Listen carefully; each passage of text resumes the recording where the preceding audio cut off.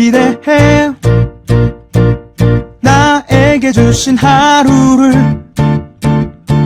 때론 피곤하고 일어나기 싫고 널 깨우는 알람 소리에 짜증도 나겠지만 안녕하세요.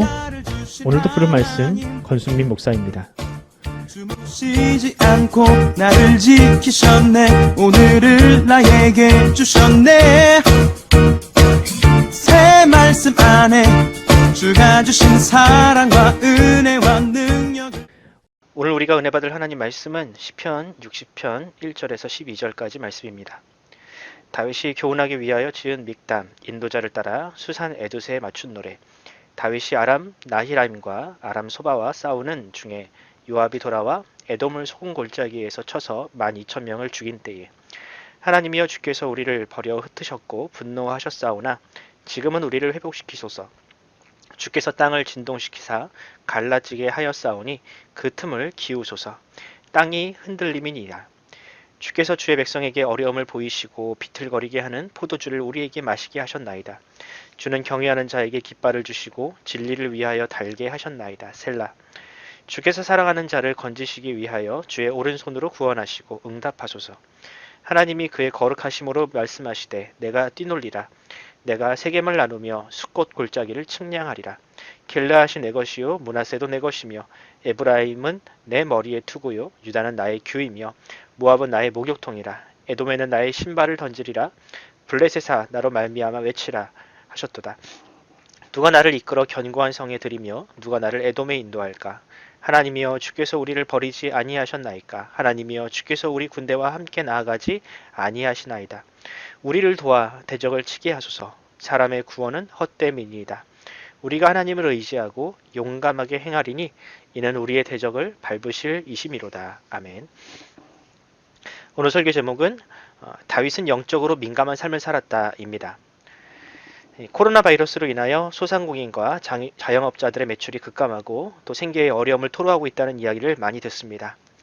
그런 이야기를 들을 때면 저라도 많이 돌아다니면서 매출을 올려드리고 싶지만 제가 갑부도 아니고 또 저도 사람인지라 식당에 가서 식사를 하려면 굳은 결심을 해야겠더라고요. 아마도 대부분의 사람들이 같은 심정일 것 같습니다.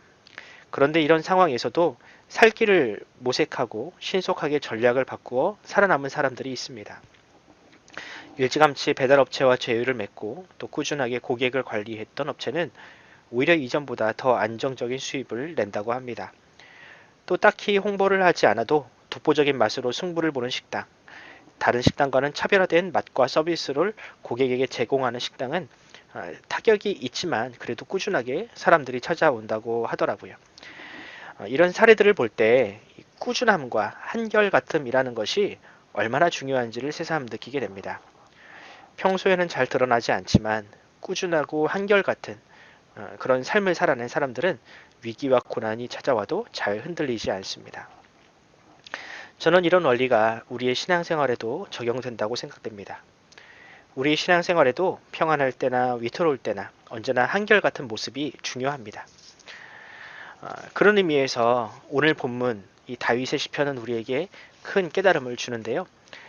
잠시 잠깐 반짝 타오르는 신앙은 화려해 볼 수 있으나 이 고난과 위기를 극복할 수 있는 능력은 없지요.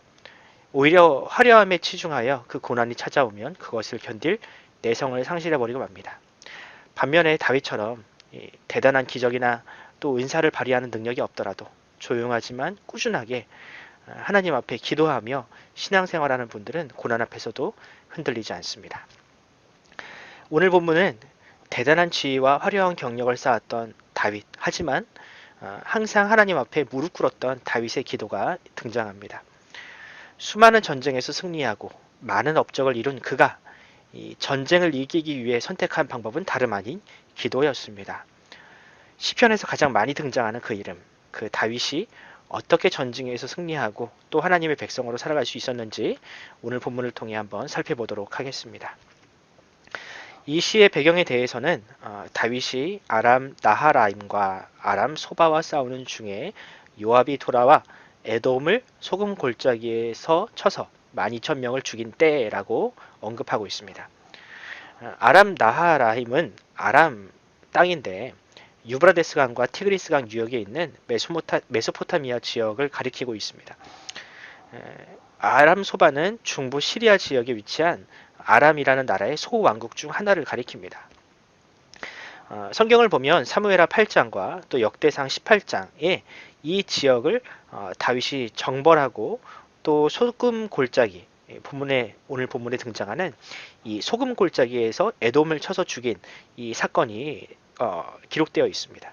아마도 오늘 이 시편은 그때의 상황을 배경으로 하는 듯합니다. 결과적으로 보면 역사서는 다윗이 북방 정벌에 성공하고 이 소금 골짜기의 전투에서 대승했다라고 기록을 하지만 오늘 시편을 보면 그 승리가 그렇게 호락호락한 승리처럼 보이지는 않습니다. 굉장히 많은 위기와 또는 어려움이 있었던 것 같은데 오늘 시편을 보면 그 배경이, 그 어려움이 등장을 합니다. 지금 다윗이 처한 상황이 얼마나 다급한지 절박했는지 1절에서 연속해서 사용된 4개의 동사가 잘 보여주고 있는데요. 그 4개의 동사는 바로 버렸다, 흩으셨다, 분노하셨다, 또 우리를 회복시키소서입니다. 또 2절과 3절을 한번 읽어보겠습니다.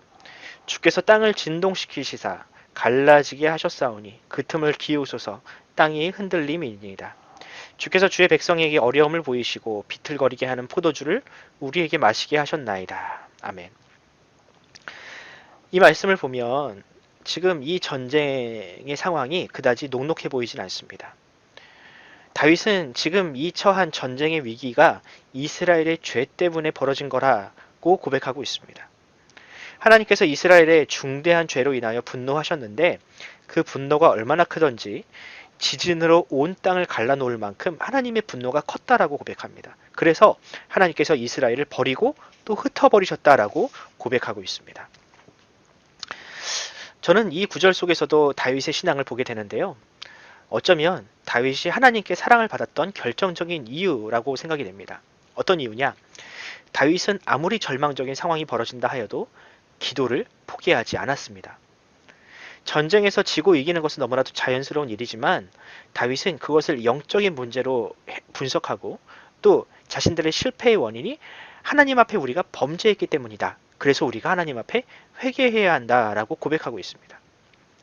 저는 다윗의 이런 영적인 민감함, 다윗이 작은 이 하나님의 사인에도 그것을 놓치지 않고 곧바로 회개하고 하나님에게 긍휼을 구하는 그런 영적인 민감함이 바로 다윗의 탁월함이라고 생각을 합니다. 이것이 바로 다른 사람에게는 없는 다윗만이 가진 탁월한 은사이자 능력이었습니다. 어떻게 다윗은 이러한 능력을 가질 수 있었을까요? 바로 그가 항상 기도하는 자였기 때문에 항상 하나님과 또 하나님의 음성에 귀를 기울이는 그런 민감한 힘이 있었기 때문에 다윗이 그런 은사를 가질 수 있었다라고 생각이 됩니다. 그렇습니다. 다윗은 항상 하나님 앞에 자신의 죄를 고백하는 인생이었습니다. 그리고 또 하나님의 뜻에 민감한 인생을 살았습니다. 그것이 설사 자신의 죄라 할지라도 하나님 앞에 숨김없이 내어놓았습니다.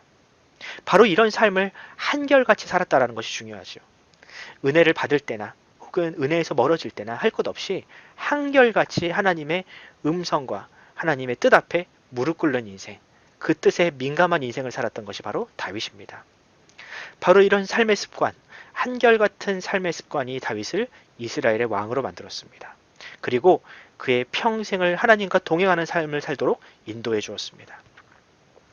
사랑하는 성도 여러분, 다윗의 이런 한결같은 고백과 삶의 태도가 바로 우리의 삶에도 정착되기를 바랍니다. 좋을 때만 하나님을 찾고 또 간절할 때만 하나님을 찾는 그런 인생이 아니라 좋을 때나 안 좋을 때나 기쁠 때나 슬플 때나 항상 주님을 따르며 주님을 찾는 인생이 되길 바랍니다.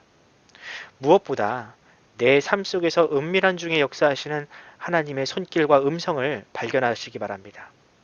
여러분, 그 음성은 나의 내면에서 이야기하는 양심의 소리일 수도 있고요. 또 혹은 함께 신앙생활하는 성도들의 조언이 될 수도 있습니다. 심지어는 나의 인생의 여러 가지 실패를 통해서도 하나님은 말씀하고 계십니다. 우리가 그 음성을 민감하게 듣기 바랍니다. 또 그 음성에 민감하게 반응하시기 바랍니다. 다윗이 한결같이 좋을 때나 안 좋을 때나 혹은 실패 앞에서도 이 하나님의 음성을 놓치지 않았던 것처럼 포기 대신 기도를 선택했던 것처럼 우리 역시 그런 선택을 하기 바랍니다. 성경은 하나님께서 그런 기도하는 자를 결코 버리지 않으신다라고 선포합니다. 다윗이 절망 속에서 기도하다가 항상 찬송으로 마침표를 찍는 것은 바로 그가 그 기도 속에서 하나님의 뜻과 음성을 들었기 때문입니다. 여러분, 하나님은 기도하는 인생에게 반드시 그 기쁨을 회복시키실 것입니다. 이 사실을 믿고 오늘도 우리가 다윗처럼 기도하면서 하루를 시작합시다. 그리고 하나님의 뜻을 구하며 하나님의 음성 듣는, 그래서 하나님의 뜻대로 살아가는 저와 여러분이 되기를 간절히 소원합니다. 기도하겠습니다. 하나님 아버지, 은혜를 감사합니다. 주님, 다윗이 전쟁통에도, 그렇게 전쟁에 실패하는 와중에도 자신의 죄를 돌아보고 또한 그 죄의 원인을 찾아냈던 것처럼 주님, 우리의 삶 가운데 일어나는 수많은 일들 가운데서도 주님, 하나님의 뜻과 음성을 듣게 하여 주시옵소서.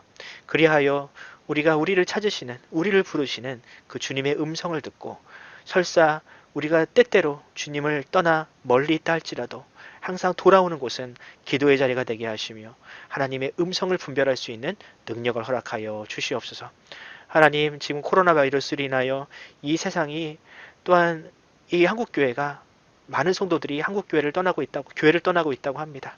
하지만 하나님, 언젠가 주님께서 그들을 부르시고 다시금 예배의 자리와 삶의 자리, 신앙의 자리를 회복하게 하셔서 하나님의 음성을 듣는 삶, 하나님과 동행하는 삶의 기쁨을 우리 모두가 회복케 하여 주시옵소서. 감사드리며 예수 그리스도의 이름으로 기도드립니다. 아멘. 사랑하는 성도 여러분, 오늘 하루를 시작합시다. 시작하는데 우리가 기도를 시작합시다. 특별히 오늘 하루 중에 하나님께서 말씀하시고 또 하나님의 뜻을 우리가 깨닫는 순간이 있다면 우리가 그 뜻에 기필코 순종하겠다. 하나님의 뜻에 우리가 순종하겠다라고 그렇게 각오를 다지는 기도가 되었으면 좋겠습니다.